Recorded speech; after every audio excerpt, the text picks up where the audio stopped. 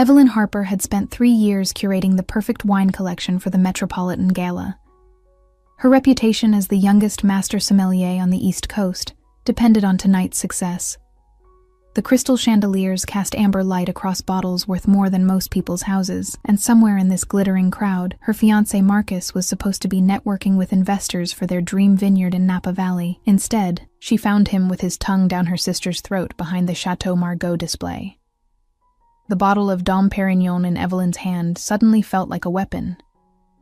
Her sister Claire, 28 and perpetually jealous, had her manicured fingers tangled in Marcus's hair, the same way Evelyn had touched him that morning when he'd promised this gala would change their lives. The engagement ring on Evelyn's finger burned like accusation. "You absolute bastard." Her voice came out steady, colder than the champagne she'd been about to serve to the Russian ambassador. Marcus jumped back, lipstick smeared across his mouth like evidence.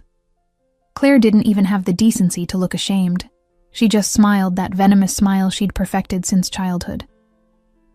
"Evie, this isn't what it looks like," Marcus started, which was possibly the stupidest thing he could have said, given that his hand was still on Claire's ass. The champagne cork popped. Evelyn hadn't meant to open it, but her hands had moved on instinct, and now foam was cascading over her knuckles like fury made liquid. The sound drew attention from nearby guests. She could feel eyes turning toward them, could hear the whispers starting to spread through the crowd like wildfire. "How long?" Evelyn demanded, her sommelier's training keeping her voice measured even as her world crumbled. "How long have you been fucking my sister?" Claire laughed. Actually laughed. "Since your engagement party, darling. He proposed to you at noon and was inside me by midnight. You were always too busy with your wine obsession to notice what you were losing." The words hit harder than any slap. 6 months. They'd been planning a wedding for 6 months while he'd been sleeping with her own sister. The gala's music seemed obscenely cheerful, a jazz quartet playing something romantic while Evelyn's life imploded between the vintage Bordeaux and the rare Burgundy. Marcus reached for her, and she stepped back so fast she collided with someone solid. Strong hands caught her shoulders, steadying her, and she caught the scent of something expensive, cedar and leather and old money. The kind of cologne you couldn't buy in stores. "Careful," a voice rumbled above her head, dark and smooth like aged whiskey. "That champagne is worth more than most people's cars. Would be a shame to waste it on trash." Evelyn turned and found herself staring at a chest in a perfectly tailored Tom Ford suit. She tilted her head back and met eyes so dark they were almost black, set in a face that could have been carved from marble. Severe cheekbones, a jaw that could cut glass, and a scar that traced from his left eyebrow into his hairline. He looked like he'd walked out of a Renaissance painting and into an Armani campaign. The man was looking at Marcus and Claire with the kind of disdain usually reserved for something stuck to your shoe. Around them, the crowd had gone strangely quiet. People were backing away, giving them space like this stranger was radioactive. "Who the hell are you?" Marcus demanded, trying to reclaim some authority, but his voice cracked on the last word. "Someone who appreciates fine wine more than you appreciate fine women, apparently." The stranger's hand was still on Evelyn's shoulder, warm through the silk of her dress. "This establishment belongs to people I do business with. I don't tolerate mediocre men making scenes at quality events." There was something in the way he said business that made Marcus go pale. Around them, Evelyn noticed men in dark suits positioning themselves at exits, not obviously, but deliberate. The kind of security that didn't carry visible weapons because they didn't need to. "Ezra Castellano," someone whispered nearby, and the name rippled through the crowd like a curse. Evelyn knew that name. Everyone in her world knew that name. He was the man who controlled the underground market for rare wines, stolen art, and artifacts that museums would kill for. The FBI had been trying to build a case against him for a decade, and she'd just backed into him like a clumsy teenager. The champagne was making everything fuzzy, or maybe it was shock. But suddenly Evelyn had the worst, most brilliant idea of her entire life. She turned in Ezra's grip, looking up at this dangerous stranger with his scarred face and his predator's eyes. "I need a favor," she heard herself say, her words slightly slurred. She'd been stress drinking all evening, sampling her own inventory like a fool. "Can you kiss me? I want to make him jealous." The entire room seemed to hold its breath. Ezra Castellanos' eyebrows rose fractionally, the only sign of surprise on his otherwise impassive face. Up close, she could see flecks of amber in those dark eyes, could see the way his jaw tightened as he studied her face. "You're drunk," he observed, not unkindly. "I'm devastated," Evelyn corrected, swaying slightly. "But also drunk, yes. 3 glasses of Krug and half a bottle of Petrus because the Italian ambassador canceled.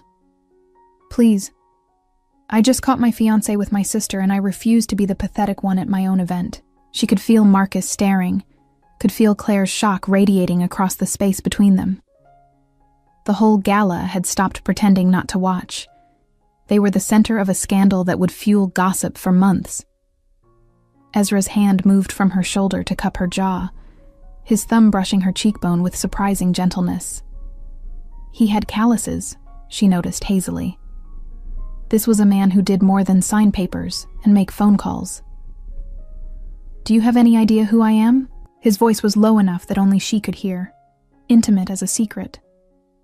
"A man who appreciates fine wine," Evelyn quoted back at him, reckless with heartbreak and champagne. "And apparently someone everyone's terrified of, which makes you perfect for making my cheating bastard of an ex-fiancé lose his mind." Something flickered in those dark eyes. Amusement, maybe. Or interest. His thumb traced her lower lip, and Evelyn's breath caught despite everything.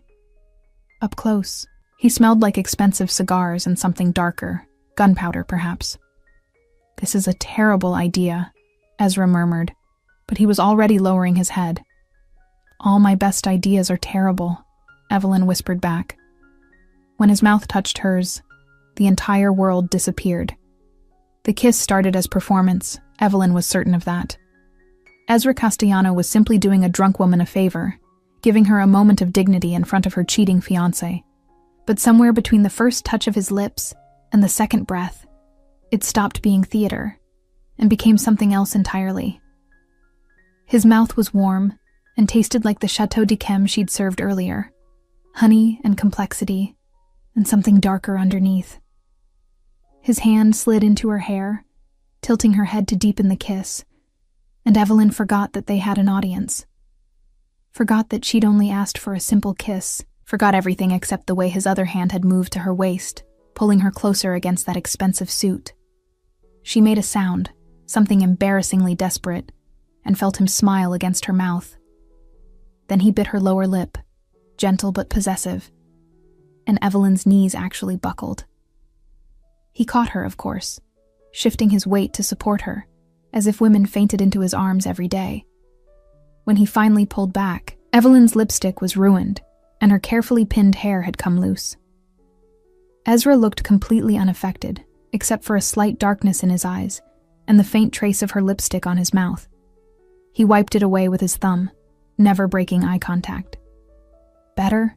he asked quietly, and his voice had gone rougher, like gravel wrapped in velvet. Evelyn couldn't speak. She nodded, her fingers still clutched in his lapels.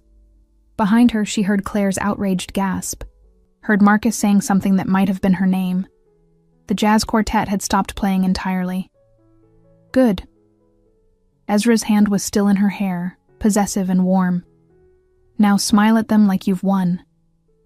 She did, turning in his arms to face Marcus and Claire with what she hoped was devastating confidence, despite the fact that she was fairly certain her legs weren't working properly. Marcus looked like he'd been struck by lightning.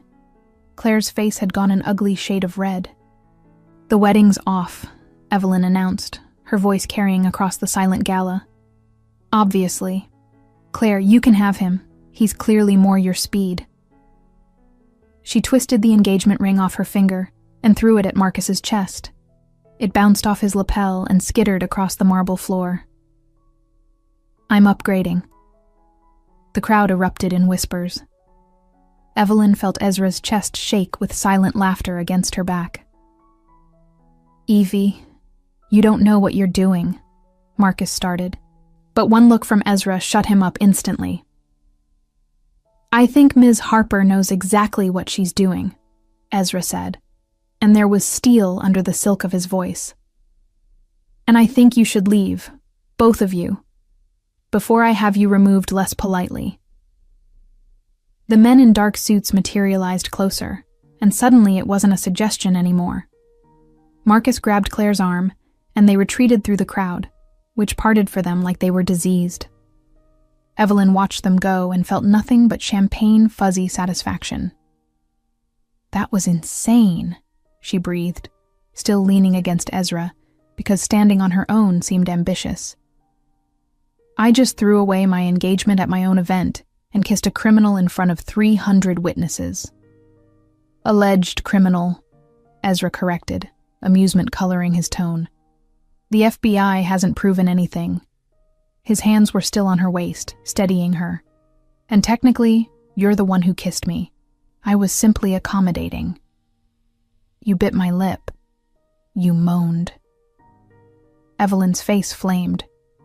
Around them, the gala was slowly returning to life, conversations resuming in hushed, excited tones. She'd given them the scandal of the season.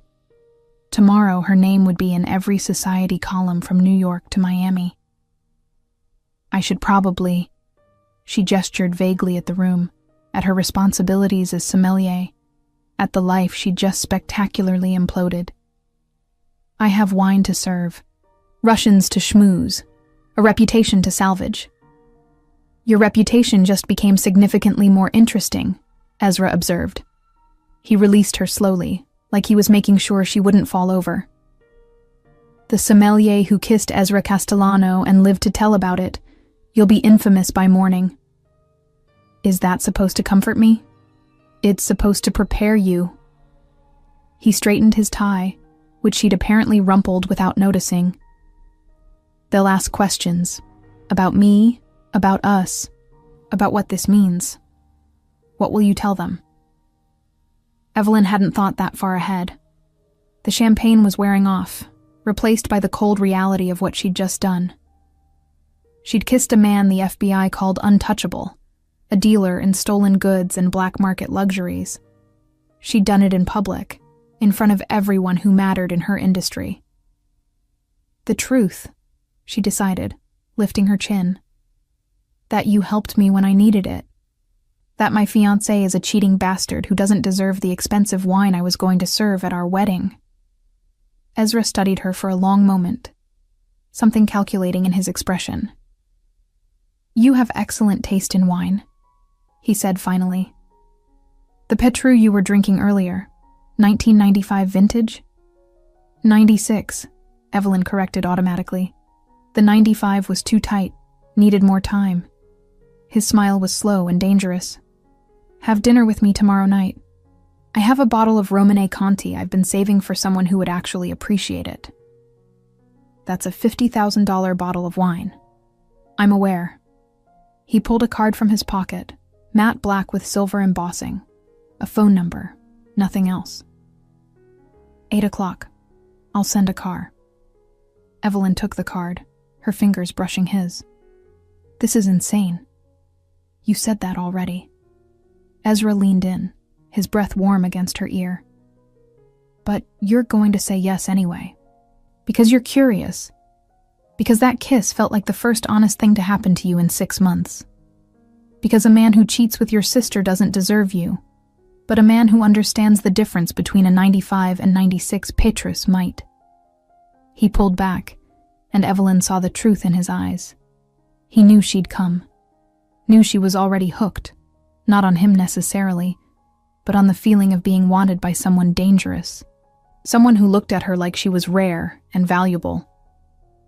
One dinner, she heard herself say, to thank you for tonight. Of course. His smile said he knew she was lying to herself. Just dinner. He left then, his security melting away with him, leaving Evelyn alone in the center of the gala with a black card in her hand, and the taste of him still on her lips. Around her, the whispers crescendoed. She'd just agreed to have dinner with the most dangerous man on the East Coast. The Russian ambassador approached, smiling widely. "Ms. Harper, I think I need something very strong after that entertainment. What do you recommend?" Evelyn smiled back, slipping the card into her clutch. "I have a Macallan 50-year-old that seems appropriate. It's dangerous, expensive, and absolutely worth the risk." "Perfect," he laughed, not knowing she wasn't talking about whiskey at all. Evelyn woke up on her couch at noon with a headache like an ice pick through her skull and 17 missed calls from her mother. The champagne had been a mistake. The kiss had been a bigger mistake. Agreeing to dinner with Ezra Castellano might have been her worst decision yet, which was saying something considering she'd gotten engaged to a man who'd been sleeping with her sister. Her apartment looked like a crime scene. Her gala dress was puddled on the floor, her shoes kicked off in 2 different directions. The black card sat on her coffee table, accusatory and tempting.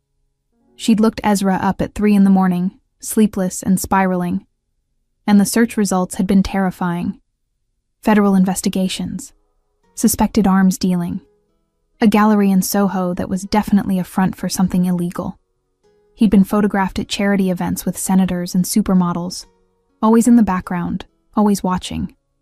One article called him the gentleman criminal. Another called him New York's most eligible sociopath. And she'd asked him to kiss her. Begged him, actually, in front of 300 witnesses. Her phone rang again. Her mother. Evelyn answered it with the resignation of someone facing execution. "Evelyn Marie Harper, what in God's name were you thinking?" Her mother's voice could have stripped paint. "You're on page 6, the Daily Mail. There are photos of you kissing that criminal, and your father is having heart palpitations." "Marcus was cheating on me with Claire," Evelyn said flatly, pressing her palm against her forehead. "At my own event. I found them together." Silence. Then, "Claire? Your sister Claire?" "Unless I have another sister I don't know about." Evelyn stumbled to her kitchen, desperate for coffee. "For 6 months, Mom, since the engagement party." More silence, longer this time. Her mother's anger shifted, refocused. "That little bitch. I knew she was jealous, but this and Marcus. I introduced you to him. His family has the vineyard in Connecticut." "Had the vineyard. I'm fairly certain after last night no one in the wine world will touch him." Evelyn found her espresso machine, started it with shaking hands. "I humiliated him publicly, with Ezra Castellano's help." "About that." Her mother's voice went careful. "Evelyn, that man is dangerous. Whatever you think last night was, it wasn't worth getting involved with someone like him. He offered me a bottle of Romanée Conti." The words came out before Evelyn could stop them. "The 90-90 vintage. Mom, that wine is basically a myth. 12 bottles in existence, all in private collections, if he actually has one." "If he has one, he stole it," her mother said sharply. "Evelyn, listen to me. That kiss was lovely revenge, truly. But that's where this needs to end. Cancel dinner, block his number. Forget this ever happened." But Evelyn was already thinking about that wine. About the way Ezra had known the difference between the 95 and 96 Petrus. About his hands in her hair, and the way he'd looked at her like she was something precious. "I have to go," she told her mother. "I need to fix the disaster from last night." She hung up before her mother could argue and stared at her reflection in the dark screen of her phone. Her hair was a mess. Her makeup was smudged. She looked like she'd been through a war. But she also looked alive in a way she hadn't felt in years. The rest of the day was a nightmare of damage control. Her boss at the wine distribution company called, surprisingly supportive. The scandal had apparently tripled interest in their next gala. Her vendors called, half concerned, half fascinated. Everyone wanted to know about Ezra, about the kiss, about what happened next. Claire sent one text. "You'll regret this." Marcus sent 12, ranging from apologetic to angry to threatening. Evelyn blocked him after the 6th one mentioned lawyers. At 7:30 that evening, she stood in front of her closet, trying to decide what one wore to dinner with a criminal. Something that said, "I'm not intimidated by your alleged arms dealing, but also, I appreciate a $50,000 bottle of wine." She settled on a black dress, simple and elegant, with her grandmother's pearls. If she was going to hell, she might as well look classic doing it. The car arrived at exactly 8. Not a limo, thankfully, but a Mercedes that screamed money without being ostentatious. The driver was polite and silent, and they drove to a building in Tribeca that looked like every other converted warehouse on the block, except this one had a private elevator that required a key card. Evelyn's heart hammered as they ascended. This was insane. She was having dinner with a man who probably had people killed for sport. A man who'd kissed her like he wanted to devour her in front of everyone she knew. A man who understood wine the way she did, with reverence and obsession. The elevator opened directly into a penthouse that took her breath away. Floor-to-ceiling windows overlooked the city. The lights of Manhattan spread out like diamonds. The furniture was minimal but exquisite. Modern pieces mixed with what looked like actual Roman antiquities. And the art on the walls. "That's a Caravaggio," Evelyn breathed, staring at a painting she'd only ever seen in textbooks. "That's been missing since World War II. Allegedly," Ezra's voice came from behind her.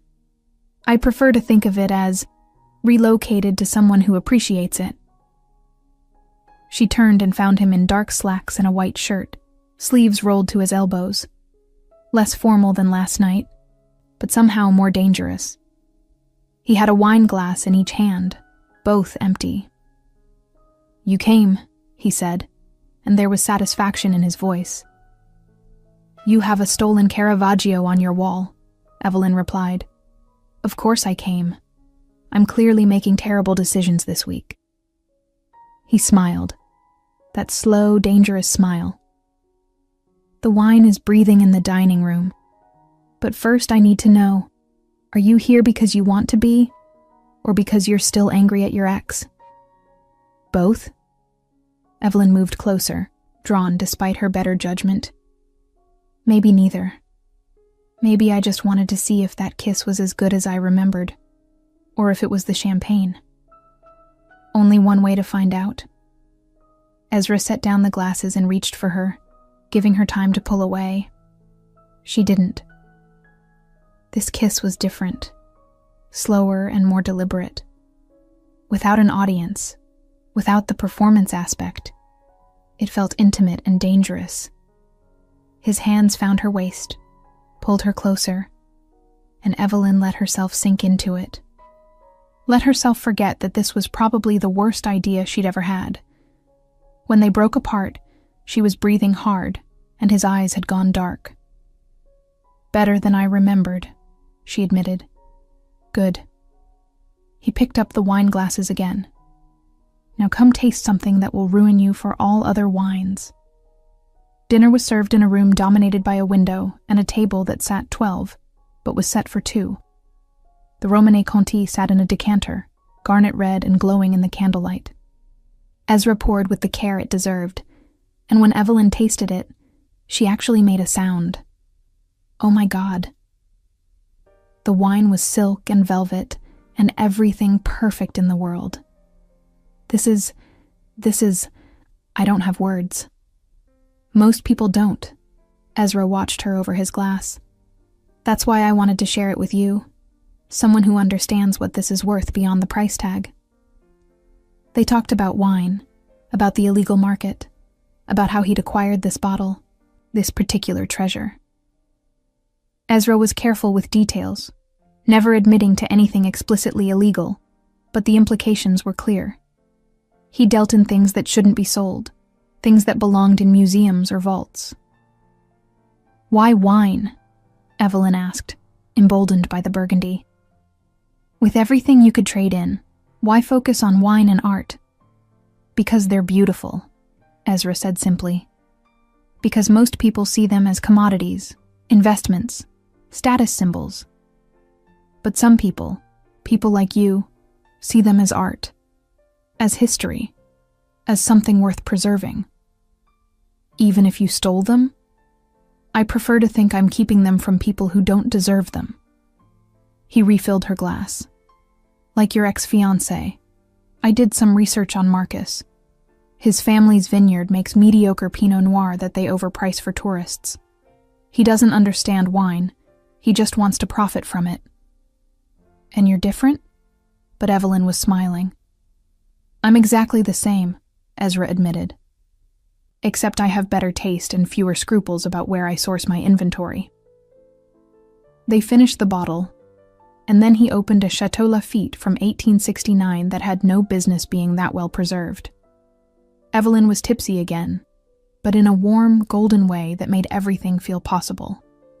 Ezra told her about growing up in Sicily, about learning wine from his grandfather, who'd run shipments during Prohibition. She told him about studying in France, about the first time she'd tasted a wine that made her cry.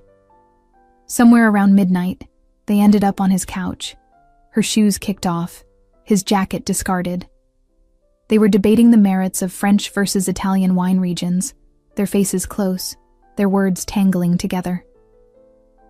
You're going to be trouble, Ezra murmured, his fingers tracing the line of her jaw. I can tell already. You kissed me in front of everyone I know, Evelyn pointed out. I think the trouble started there. No, he said, his thumb brushing her lower lip. The trouble started when you looked at me like I was your salvation instead of your damnation. When you understood the wine the way I do. That's when I knew I was in trouble. One dinner, Evelyn whispered, even as she leaned into his touch. That's what I said. One dinner, Ezra agreed. But we both know you're lying. When he kissed her this time, it wasn't for show or revenge or curiosity. It was because they both wanted it, needed it, this dangerous thing growing between them. And when he pulled her into his lap, when his hands slid into her hair and she made that desperate sound again, Evelyn knew she was already lost. She'd come here for wine and found something infinitely more intoxicating. Evelyn woke up in Egyptian cotton sheets that cost more than her monthly rent, in a bedroom with another stolen masterpiece on the wall. This one looked like a Monet. Morning light filtered through blackout curtains, and for a moment, she couldn't remember where she was. Then she felt the warm weight of Ezra's arm across her waist, and memory came flooding back. The wine, the conversation, the way he'd carried her to his bedroom sometime around 3 a.m., both of them too far gone on Burgundy and chemistry to pretend they weren't going to end up exactly here. You're thinking too loud, Ezra murmured against her shoulder, his voice rough with sleep. I can hear your panic from here. I slept with a criminal, Evelyn said to the ceiling. 24 hours after catching my fiancé with my sister, I had sex with a man who probably has people killed for a living. Allegedly. His arm tightened around her. And technically you didn't sleep with me. We're still in bed. No sleeping has occurred. Despite everything, Evelyn laughed.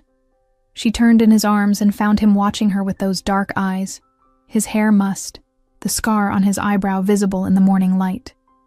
He looked younger like this, less dangerous, though she knew that was an illusion. I should go, she said, not moving. I have work, a life, a reputation that's already in tatters. Your reputation is fine, Ezra replied, his hand tracing lazy patterns on her back. Better than fine. You're now the woman who made Ezra Castellano interested enough to publicly claim.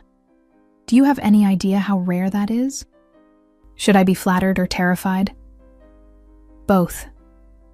He kissed her forehead, gentle in a way that shouldn't have worked on a man like him. Stay for breakfast. I have a chef who makes pancakes that will change your life, and I want to discuss a business proposition. Evelyn pulled back to look at him. What kind of business proposition? The kind that involves wine, revenge, and possibly ruining your ex-fiancé's life completely. Ezra's smile was wicked. Unless you're satisfied with just humiliating him publicly? She should have said yes.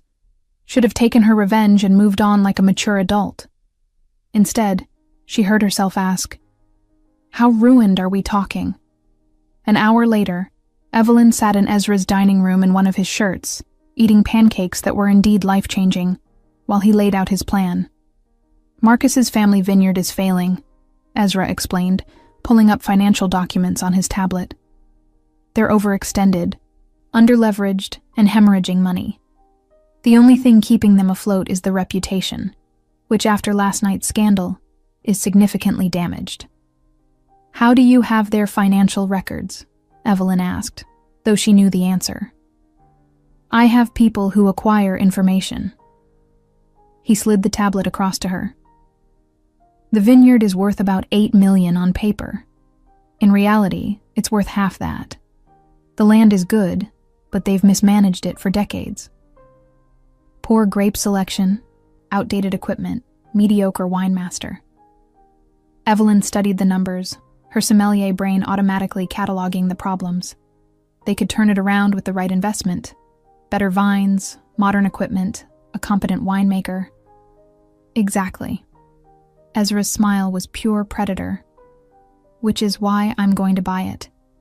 Through a shell company, untraceable to me.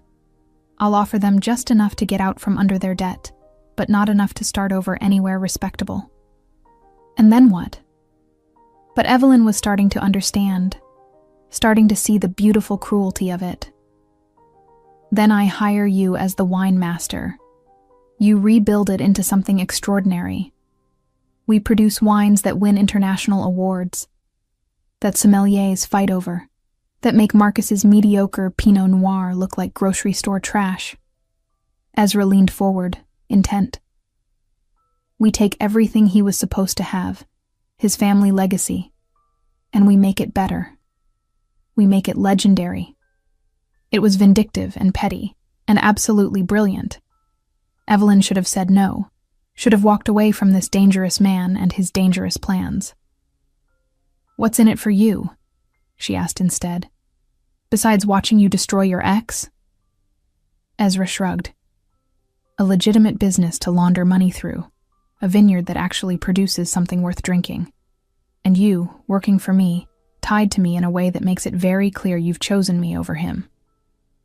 "That's insane. You keep saying that word." He reached across the table, caught her hand. "But you're not saying no." Evelyn stared at their joined hands, at the contrast between her bare fingers where her engagement ring used to be and his, strong and scarred. This was everything she'd been taught to avoid. Getting involved with a criminal, mixing business with revenge, letting attraction override common sense. But Marcus had been sleeping with her sister for 6 months.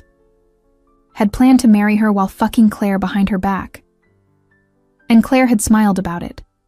Had laughed while twisting the knife. "I want control of all wine-related decisions," Evelyn said. "Complete autonomy on grape selection, production methods, and distribution." Done.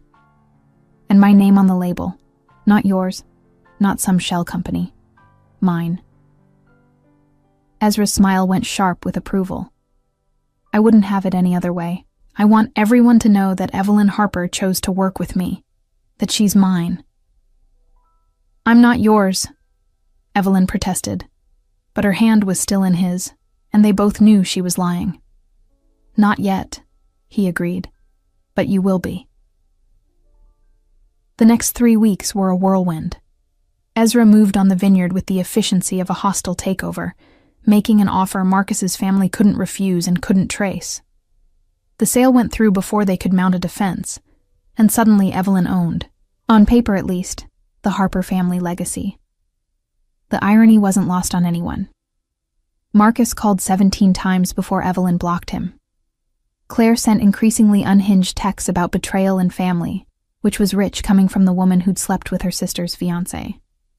Their mother was torn between pride that Evelyn had secured a vineyard and horror at how she'd done it. Evelyn barely noticed. She was too busy working with Ezra's team to modernize the operation, hiring a new crew, selecting new grape varietals. Ezra had resources she couldn't have dreamed of, contacts in France and Italy and California who owed him favors. Within 2 weeks, they had rootstock from Burgundy that simply wasn't available on the legitimate market. "I don't want to know where you got this," Evelyn said, examining the vine cuttings with reverence. "Probably not," Ezra agreed. He was watching her work with the same intensity he'd watched her taste wine that first night. "You're incredible when you're focused like this. I can see why you won all those awards." They spent every night together, either at his penthouse or at the vineyard, blending business with pleasure in ways that would have horrified her 6 months ago. Ezra was demanding and dangerous, and exactly what she hadn't known she needed. He challenged her, supported her, and never once made her feel like she was second to anything. "This is unhealthy," her best friend Sarah warned over coffee. "You're rebounding with a criminal, Evie. This can't end well." "Probably not," Evelyn agreed, stirring her latte. "But I've never felt more alive. Marcus made me feel small, like my passion for wine was an obsession that took away from us. Ezra makes me feel powerful."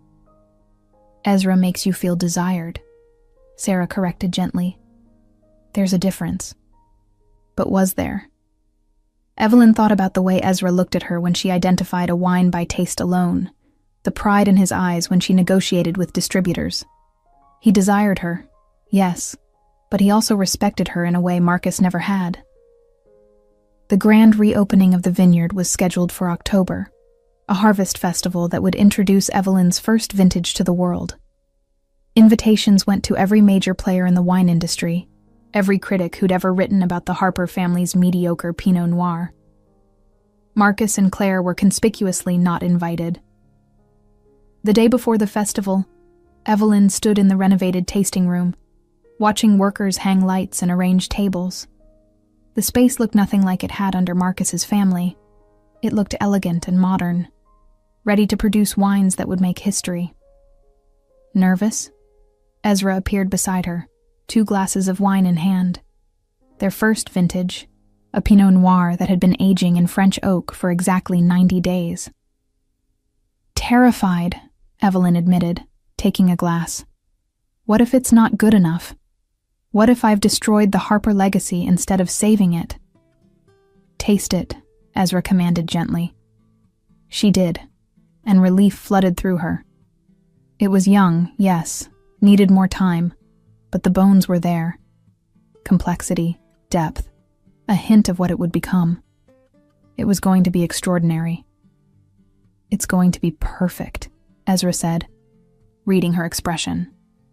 "Just like you." "I'm not perfect," Evelyn protested. "I'm vindictive and petty, and I'm sleeping with a criminal to get revenge on my ex." "Alleged criminal," he corrected with a smile. "And you're sleeping with me because you want to. The revenge is just a bonus." He set down his glass and pulled her close. "I need to tell you something." The seriousness in his tone made her heart skip. "What?" "I'm being investigated. The FBI has been building a case for months, and they're getting close." "How close?" Evelyn's stomach dropped. She'd known this was coming, had known from the moment she'd looked him up that Ezra Castellano lived on borrowed time, but knowing abstractly and hearing it out loud were different things. "Close enough that my lawyers are nervous. Close enough that I need to start distancing my legitimate businesses from my less legitimate ones." Ezra's hands were steady on her waist, his voice calm. "Which means the vineyard needs to be entirely yours. No shell companies, no hidden ownership. Just you." "They'll know," Evelyn said immediately. "They'll know you're behind it, that I'm connected to you. It won't protect either of us." "It will protect you," he corrected. "If I go down, and I might, you'll have plausible deniability. A vineyard you legitimately own, bought with money that was cleanly laundered before it reached you. The FBI can suspect all they want, but they won't be able to prove you knew where the funding came from." Evelyn pulled back to look at him. You planned this from the beginning. The vineyard wasn't just about revenge or wine. It was about setting me up with something legitimate before everything falls apart. Yes. No apology, no shame. I told you that first night you have excellent taste in wine. You deserve a vineyard that matches your talent, whether I'm around to enjoy it with you or not. You're talking like you're going to prison. I'm talking like a man who understands probability. Ezra cupped her face, his thumb tracing her cheekbone. I've been doing this for 15 years, Evelyn.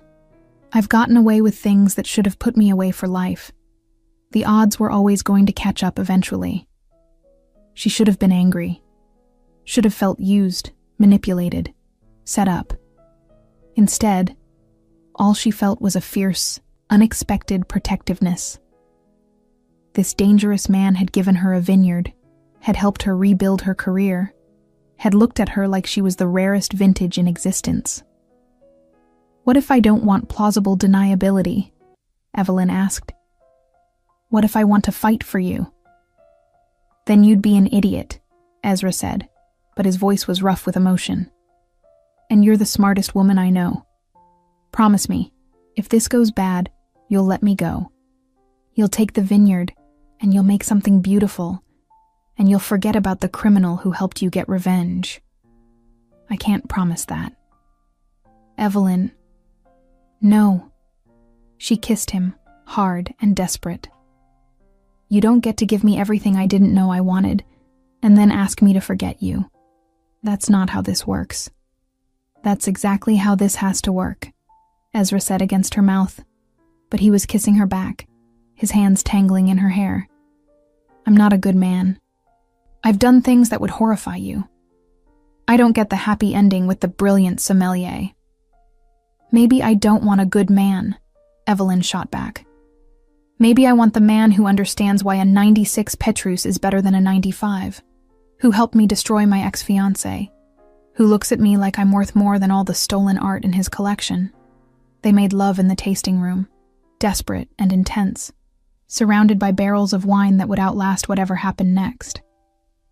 Afterward, lying on the floor with Ezra's jacket as a pillow, Evelyn made a decision. I'm not letting you go, she said quietly. If the FBI comes, I'll get you the best lawyers. If you need an alibi, I'll provide one. If you go to prison, I'll visit every week with bottles of wine I'm not supposed to smuggle in. Ezra laughed, pained and genuine. You're insane.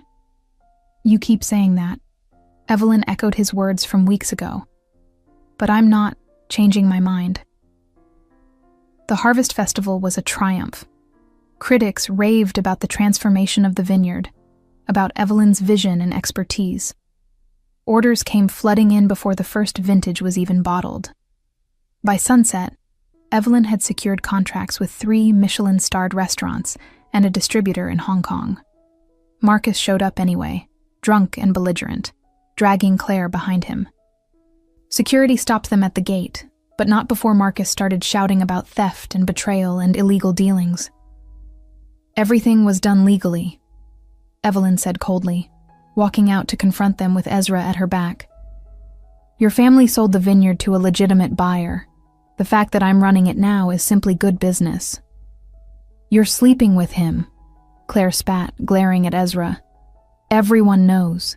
You threw away your career, your reputation, your family for a criminal. I threw away a cheating fiancé and a backstabbing sister, Evelyn corrected. I gained a vineyard, a career I actually control, and a man who respects me. I'd say I came out ahead. He's using you, Marcus slurred. He's using you to launder money, to legitimize his business. You're just another asset to him. Evelyn felt Ezra tense behind her, felt his anger like a physical thing. But she didn't need him to defend her, not this time. Even if that were true, she said, I'd rather be a valued asset to Ezra than a trophy wife to you. At least he's honest about what he wants from me. She turned her back on them, on the life she'd almost had, and walked back to the festival with Ezra's hand in hers. Behind them, security escorted Marcus and Claire off the property. She didn't look back. "You handled that well," Ezra murmured as they rejoined the party. "I learned from the best," Evelyn replied, squeezing his hand. "Now come on. The wine critic from the Times wants to talk about our barrel aging process, and I need you to charm her while I discuss oak varietals. Using me for my charm? I'm wounded. You'll survive." They worked the crowd together, Evelyn discussing wine with the passion that had made her a master sommelier, Ezra providing the dark, dangerous edge that made everything more exciting. They were a team, she realized. An unlikely, probably doomed team, but a team nonetheless. As the sun set over the vineyard, painting the sky in shades of rose and gold, Evelyn stood with Ezra on the veranda, watching their guests toast with wine that bore her name on the label. "Thank you," she said quietly, "for all of this, for believing I could do it." "I never doubted you for a second," Ezra replied. "You're extraordinary, Evelyn Harper. With or without me, you were always going to be extraordinary." 2 weeks later, the FBI raided Ezra's gallery. They seized art, documents, computers, everything. The news broke on a Tuesday morning while Evelyn was meeting with distributors in Manhattan. Her phone exploded with messages, news alerts, calls from her mother. She ignored all of it and went straight to Ezra's penthouse. He was there, surprisingly calm, watching the news coverage with a glass of whiskey. "I told you to stay away," he said when she walked in. "This is exactly what we talked about. And I told you I wasn't going anywhere." Evelyn took the whiskey from his hand, drank half of it. "What do you need?" "A time machine?" Ezra's smile was bitter. "They have enough to charge me.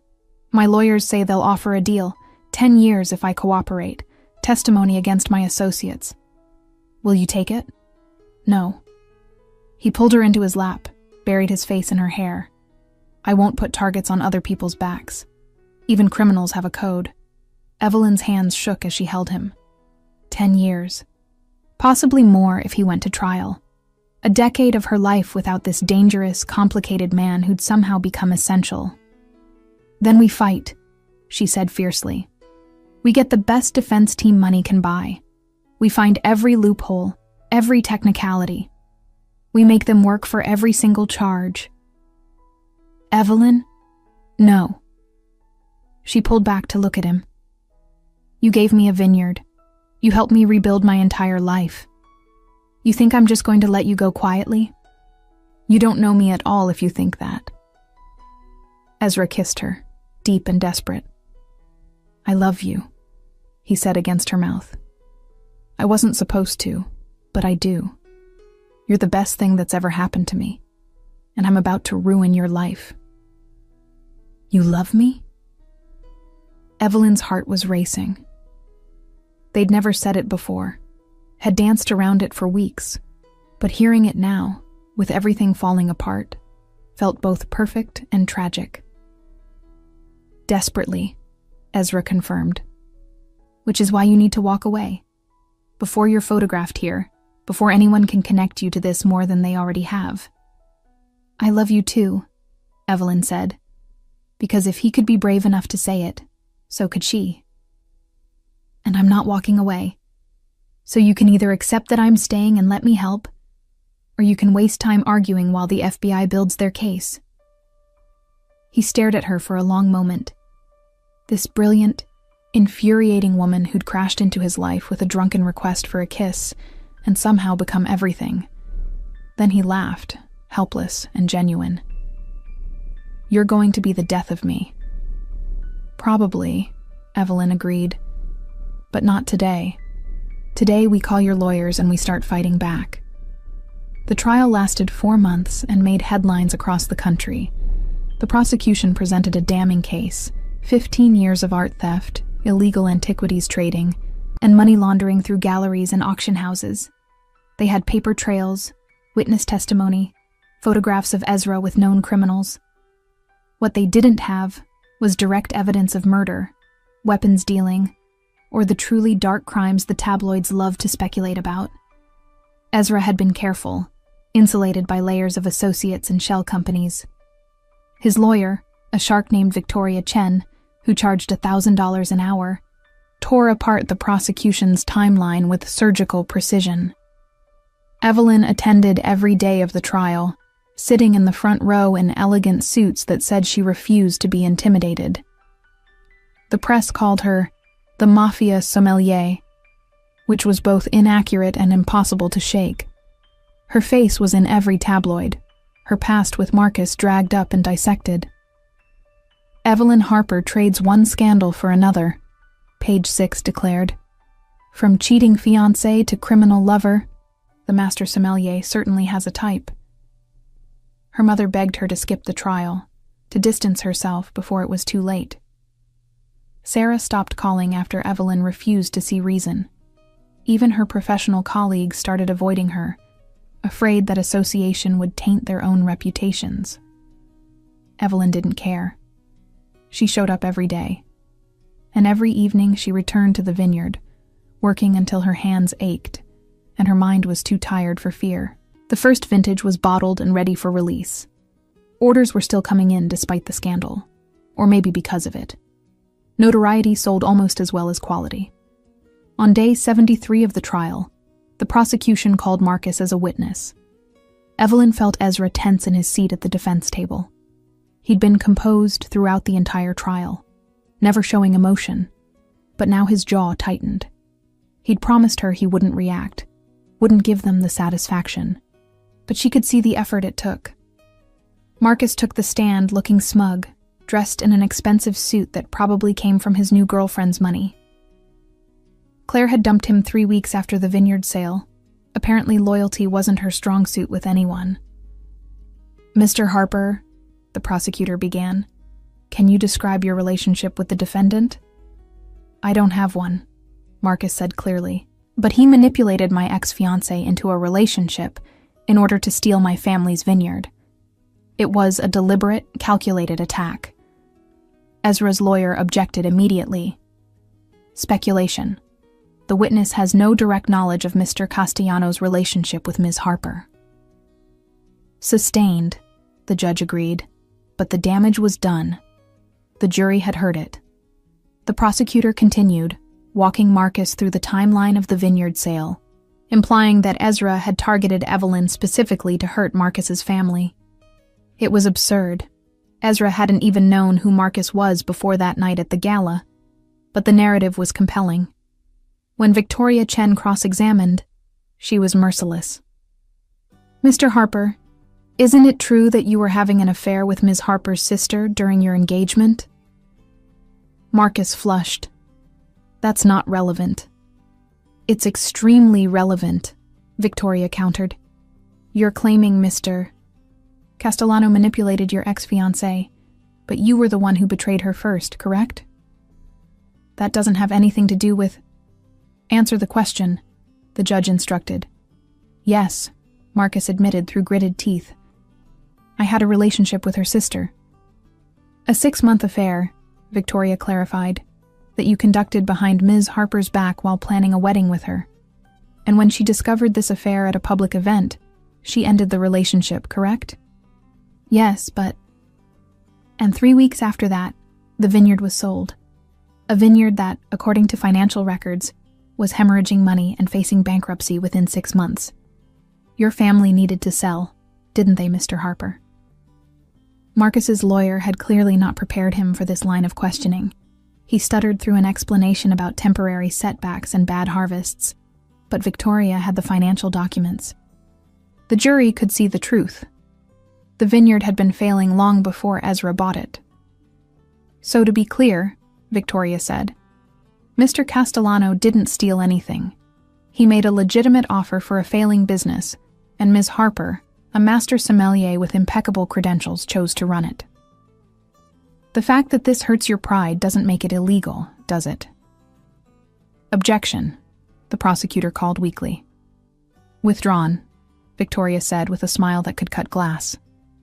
"No further questions." Marcus was dismissed looking significantly less smug than when he'd arrived. Evelyn caught his eye as he left the courtroom. and the hatred there should have bothered her. Instead, she felt only satisfaction. He'd tried to hurt Ezra and had only made himself look petty and jealous.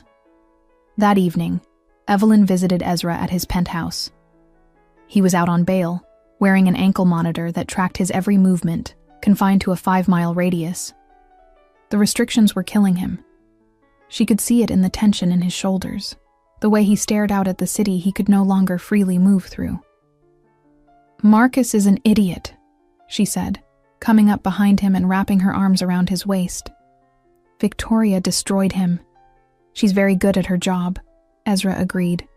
His hands covered hers, holding them against his chest. "But it doesn't change the facts. They have me on money laundering at minimum. Even if Victoria gets the art theft charges dismissed, I'm looking at 5 to 7 years. 5 to 7 years isn't forever," Evelyn said, though her throat was tight. "The vineyard will still be there. I'll still be there." Ezra turned in her arms, his face serious. "You can't wait for me. 5 years, Evelyn. You'll be 36 when I get out. You should be married, have children if you want them. Have a life that doesn't involve conjugal visits and collect calls."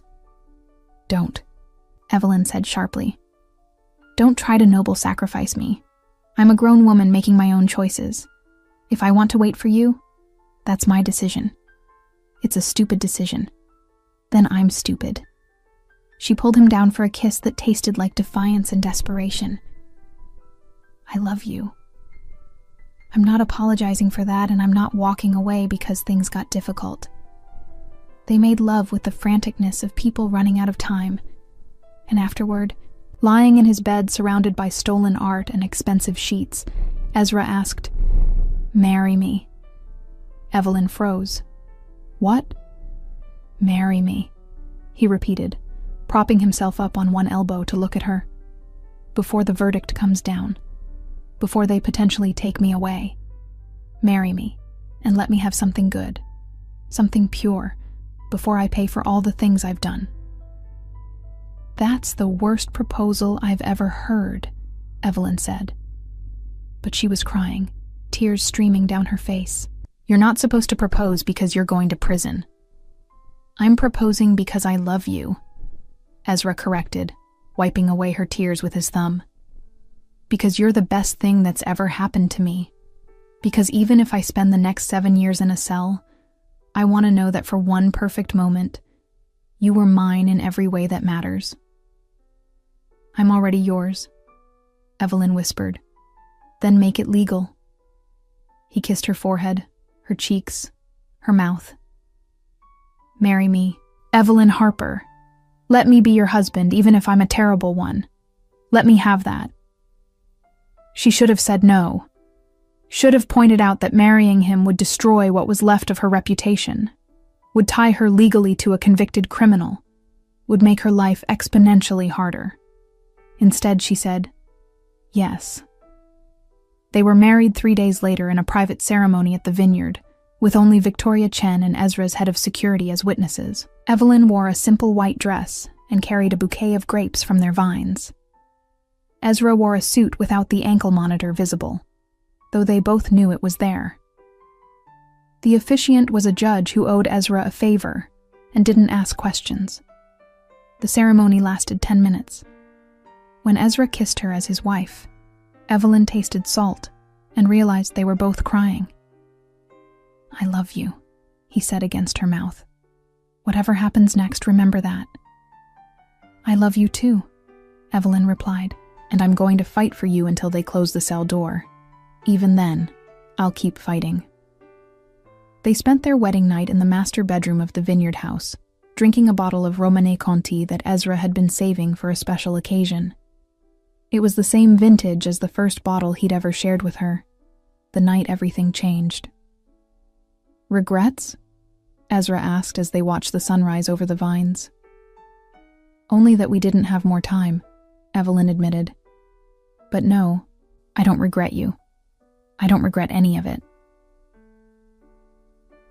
The verdict came down on a Tuesday in December. Guilty on money laundering, guilty on illegal antiquities trading, not guilty on the art theft charges that Victoria had systematically dismantled. The judge sentenced Ezra to 6 years in federal prison, eligible for parole after 4. Evelyn sat in the courtroom and didn't cry, not when they read the verdict, not when they led Ezra away in handcuffs. She waited until she was in her car, alone in the parking garage, before she let herself fall apart. 4 years, minimum. 4 years of visiting rooms and monitored phone calls and sleeping alone in a bed that smelled like him. 4 years of running a vineyard by herself, of being known as the woman who married a criminal, of waiting. But she'd promised to wait, and Evelyn Harper kept her promises. The first year was the hardest. Ezra was sent to a minimum security facility in Pennsylvania, close enough that Evelyn could visit every other weekend. They had 30 minutes each time, sitting across from each other at a plastic table, not allowed to touch except for a brief kiss hello and goodbye. Evelyn told him about the vineyard, about the awards their first vintage was winning, about the expansion plans she was developing. Ezra told her about the books he was reading, the other inmates, the monotony of prison routine. They didn't talk about how much they missed each other. That was too painful, and there was never enough time. At night, alone in the vineyard house, Evelyn worked until exhaustion made sleep possible. She threw herself into the wine, developing new blends, experimenting with techniques she'd only read about. The vineyard became her therapy, her obsession, the thing that kept her sane. The second year was slightly easier. Evelyn had a rhythm now. Visits every other weekend. Phone calls on Tuesday and Thursday evenings. Letters in between. She'd hired a full staff for the vineyard and was producing 3 different labels, all critically acclaimed. Money was no longer a concern. Between the wine sales and the legitimate investments Ezra had set up before his arrest, she was wealthy in her own right. Marcus tried to sue for ownership of the vineyard, claiming the sale had been made under duress. His case was thrown out within a month. He had no standing and no evidence. Claire sent a letter asking for money, claiming family obligation. Evelyn burned it and didn't respond. Her mother visited once, surprising Evelyn by arriving unannounced on a Saturday morning. "I don't approve," her mother said, walking through the vineyard that now bore Evelyn's name on every label. "I think you threw your life away for a criminal, but I'm proud of what you've built here. Your father would have been proud too. It wasn't forgiveness, but it was something." Evelyn took it. The third year, Ezra was transferred to a facility in New York, even closer. The visits increased to once a week. He looked older, lines around his eyes that hadn't been there before, but his smile when he saw her was the same. "2 more years," he said during one visit. "Maybe less if I get parole. Can you wait 2 more years?" "I'd wait 20, Evelyn replied, and meant it. On their 3rd anniversary, Evelyn brought a bottle of their wine to the visiting room. The guards confiscated it immediately. Alcohol wasn't allowed, but they'd seen it. Ezra had seen her bring a bottle of Harper Vineyard Reserve, the wine that critics were calling transcendent, and the best American Pinot Noir in a generation. "You did it," he said, his voice rough with emotion. "You made something extraordinary." "We did it," Evelyn corrected. "This is ours." The 4th year, Ezra came up for parole. Evelyn attended the hearing with Victoria Chen, who was still technically on retainer, though Ezra had paid her enough to retire twice over. They presented evidence of Ezra's good behavior, his participation in prison education programs, letters from the warden praising his conduct. The parole board deliberated for 3 hours. When they granted parole, Evelyn's knees actually gave out. Victoria caught her, laughing and crying at the same time. They'd done it. After 4 years of waiting, of visiting rooms and monitored calls and sleeping alone, Ezra was coming home. He was released on a Wednesday in April, early morning when the spring sun was just starting to warm the vineyard. Evelyn picked him up herself, standing outside the prison gates in jeans and one of his old shirts, her hair in a messy bun. When Ezra walked out, he looked thinner, older, but his eyes found her immediately. She ran to him, not caring about dignity or composure, and he caught her, lifting her off her feet like she weighed nothing. "Hi," he said, his face buried in her hair. "Hi," Evelyn replied, crying and laughing. "Welcome home." They drove to the vineyard in silence, hands clasped, unable to speak past the emotion. When they pulled up to the house, Ezra stopped and stared. She'd expanded it, added a second floor, and a proper wine cellar. The grounds were immaculate, the vines heavy with new growth. In the distance, she could see workers tending the fields, the business of the vineyard continuing like a well-oiled machine. "You've been busy," Ezra said quietly. "I had a lot of time to fill," Evelyn replied. "Come on, I want to show you something." She led him to the wine cellar, newly built and climate-controlled to perfection. Rows of bottles lined the walls, different vintages and labels, all bearing the Harper name. But in the center of the room, in a place of honor, sat a single bottle in a custom display case. Romane Conti, 1945. "You didn't," Ezra breathed. "I did," Evelyn confirmed. "I tracked it down through one of your old contacts. Don't ask which one or how much I paid. You don't want to know. But I've been saving it for today." She opened the case and pulled out the bottle with reverent hands. This vintage, produced right after World War II when wine-making materials were scarce and every bottle was precious, was legendary. Worth at least $200,000, possibly more. "This is insane," Ezra said, but he was smiling. "You keep saying that," Evelyn teased, echoing their first conversation. She pulled out 2 crystal glasses, the good ones she'd bought for this specific moment. "But you're not stopping me." They opened the bottle together, letting it breathe for exactly 10 minutes before pouring.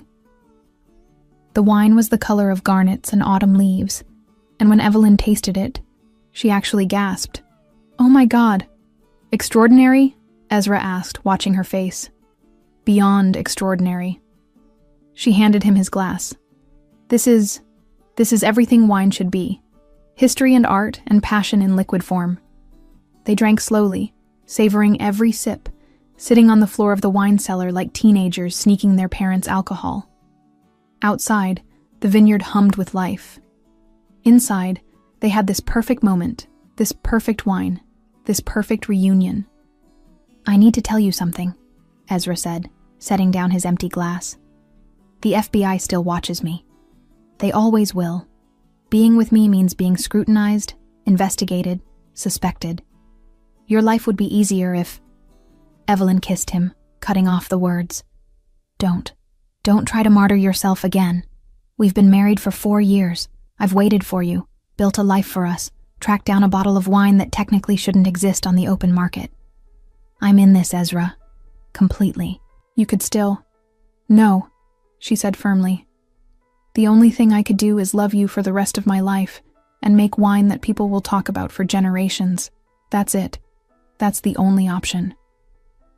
Ezra pulled her into his lap, holding her like he'd dreamed about for 4 years. "I don't deserve you." "Probably not," Evelyn agreed, "but you're stuck with me anyway." They made love in the wine cellar, surrounded by bottles that would outlast them both, christening this new chapter of their lives.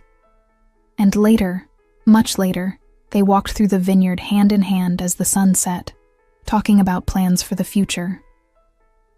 "I want to expand," Evelyn said. "Add a tasting room, maybe a restaurant, host events, educational seminars. Make this place a destination." "I want to go legitimate," Ezra replied. "Completely. No more gray areas, no more questionable deals. Just wine and art that I acquire legally. Can you do that? Go completely straight after everything?" "For you?" He stopped walking, turned to face her. "I can do anything.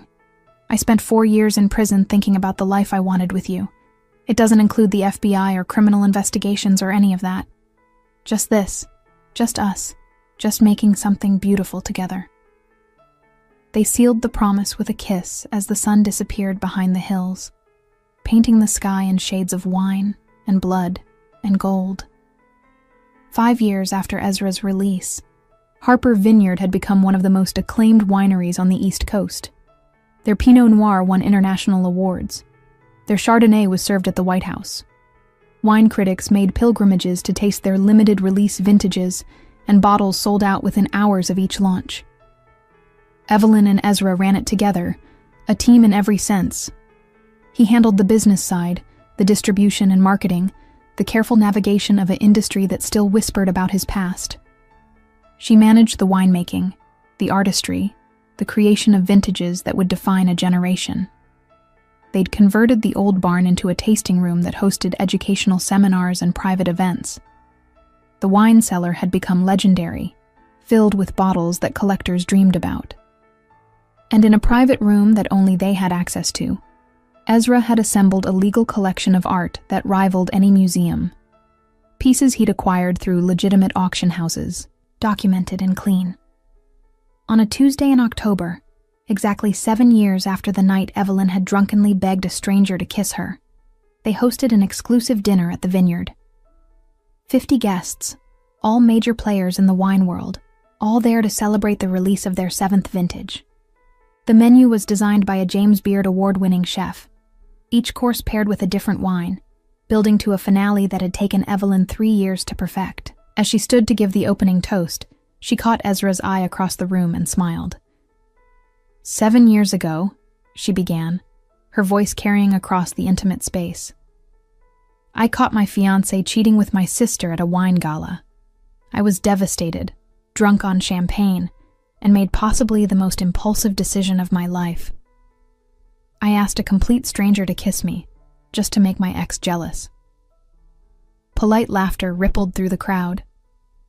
They all knew this story, had read about it in magazines and gossip columns, but Evelyn wasn't finished. That stranger turned out to be Ezra Castellano, a man with a reputation that should have sent me running. Instead, he offered me a bottle of Romanée Conti and a chance to build something extraordinary. Everything you taste tonight, everything this vineyard has become, started with that one reckless kiss. She raised her glass, filled with their newest vintage, a Pinot Noir that had aged for 7 years in French oak. So here's to bad decisions, dangerous men, and the courage to build a life out of revenge and champagne. Here's to Harper Vineyard. To Harper Vineyard, the crowd echoed, and the dinner began. Hours later, after the last guest had left and the staff had cleaned up, Evelyn and Ezra sat on the veranda with a bottle of the Romanée Conti from their wedding night. The vineyard spread out before them, peaceful in the moonlight, vines heavy with next year's harvest. Do you regret it? Ezra asked quietly. Any of it? The scandal, the trial, the years I was gone? Evelyn considered the question seriously, sipping wine that cost more than most people's cars. I regret that Marcus cheated. I regret losing years with you to prison. But everything else? She turned to look at him, this dangerous, complicated man who'd helped her build an empire out of heartbreak. No. I don't regret loving you. I don't regret this vineyard. I don't regret becoming the woman I needed to be. Even though everyone still calls you the Mafia sommelier? Especially because of that, Evelyn laughed. Do you know how much free publicity that nickname gets us? We're infamous. People come here hoping to catch a glimpse of the criminal and his winemaking wife. They stay for the wine and leave with stories. Your mother would be horrified. My mother came to Christmas last year and got drunk on our Chardonnay. She's coping. Evelyn set down her glass and moved to sit in Ezra's lap, the way she had 1,000 times before. Besides, we're respectable now. Mostly. You haven't stolen anything in 5 years. 6 years, Ezra corrected, his arms coming around her waist.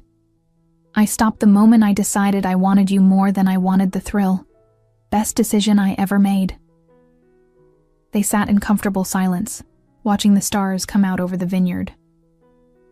In the distance, Evelyn could see the lights of the main house, the tasting room, the cellar where bottles worth millions aged quietly in the dark. "Marcus tried to visit last month," she said eventually. "Security turned him away, but he left a letter. Want to know what it said?" "Do I want to know?" "He wanted to apologize, said he'd made terrible mistakes, that leaving me was the worst decision of his life." Evelyn snorted. "Apparently, he's tried to start 3 different wine ventures and they've all failed. Claire left him for a stockbroker. He's alone and broke and working for someone else's vineyard. And you feel?" "Nothing," Evelyn said honestly. "I looked at that letter and felt absolutely nothing. No anger, no satisfaction, just nothing. He's irrelevant, a footnote in a story that became so much bigger than revenge." "We should send him a bottle," Ezra suggested, amusement coloring his tone. "Our newest vintage. Let him taste what he could have had." "That's petty. I'm a petty man." He kissed her neck, making her shiver. "Besides, the best revenge is living well, and I'd say we're living extraordinarily well." They made love on the veranda under the stars, not caring about the potential for scandal or impropriety. They were married, they owned the vineyard, and 7 years of fighting for each other had burned away any remaining shame. Later, wrapped in a blanket and sharing the last of the Romane Conti, Evelyn asked, "Do you think we would have found each other if Marcus hadn't cheated? If I'd never gone to that gala?" "No," Ezra said honestly. "I think you would have married him, had a mediocre life making mediocre wine, and been quietly miserable. I think I would have eventually gotten caught anyway, and gone to prison with nothing to come home to. So Claire did us a favor, really, by being a terrible person. The worst people sometimes create the best opportunities." He tilted her face up to kiss her, slow and deep. "I should send her a thank you card. Don't you dare." They finished the wine as dawn broke over the vineyard, painting the vines in shades of rose and gold. 7 years since that first kiss. 4 years since Ezra's release. A lifetime ahead of them, building something beautiful out of scandal and champagne, and love that had survived federal prison. "I love you," Evelyn said, watching the sunrise. "My alleged criminal, my dangerous man, my husband." "I love you too," Ezra replied, his arms tightening around her. "My brilliant sommelier, my partner, my salvation." They sat together as the vineyard woke up around them, workers arriving for the morning shift, the business of winemaking beginning another day. In the cellar below, bottles aged quietly, gaining complexity and value with each passing year. In the tasting room, reservations were already booked months in advance. In the private collection, art worth millions hung on walls, all of it legal, all of it clean. Harper Vineyard had become exactly what Evelyn had dreamed of when she was drowning in champagne and heartbreak 7 years ago. Not just a successful business, but a legacy. A testament to the fact that sometimes the worst nights of your life led to the best decisions. "Come on," Evelyn said, standing and pulling Ezra to his feet. "We have a harvest to oversee, a tasting room to prepare, and a wine critic from France arriving at noon. Our dangerous, scandalous, absolutely perfect life awaits." "Wouldn't have it any other way," Ezra agreed, following her into the house that had become their sanctuary. Behind them, the empty bottle of Romane Conti sat on the table, a relic of the journey that had brought them here. From a drunken kiss at a gala to a criminal trial, from prison visits to international acclaim, they had built something that transcended revenge. They had built love, partnership, and the finest vineyard on the East Coast. And every bottle they produced, every vintage that bore the Harper name, was a tribute to that first reckless moment when Evelyn Harper had looked at the most dangerous man in the room and asked, "Can you kiss me? I want to make him jealous." She had touched the Mafia boss and lived to tell the tale. Better than that, she had married him, reformed him, and built an empire with him. The best revenge, as it turned out, wasn't just living well. It was living dangerously, passionately, and abundantly happy.